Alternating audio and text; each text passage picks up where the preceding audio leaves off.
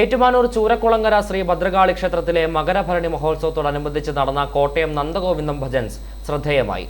സംഗീതവും ഭക്തിയും ഒത്തുചേർന്ന സുന്ദരമായ സന്ധ്യയ്ക്കാണ് ക്ഷേത്രമുറ്റം സാക്ഷ്യം വഹിച്ചത്. മന്ത്രി വി.എൻ. വാസവൻ ഉദ്ഘാടനം ചെയ്തു.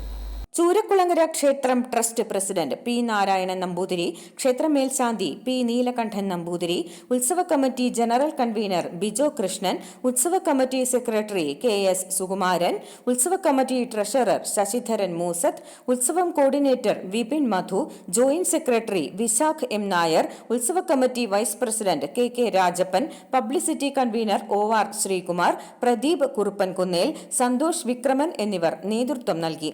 ചടങ്ങിൽ നന്ദഗോവിന്ദം ഭജൻസിനെ ഉത്സവ കമ്മിറ്റി അംഗങ്ങളും ഈശ്വരൻ നമ്പൂതിരി, സുബിൻ മോഹനം ചൂരക്കുളങ്ങര, തവളക്കുഴി ബ്രദേഴ്സ് വാട്സ്ആപ്പ് കൂട്ടായ്മ, Ettumanoorappan College principal Hemanth Kumar, Mahalakshmi Silks manager Adarsh R. Nair എന്നിവർ ആദരിച്ചു.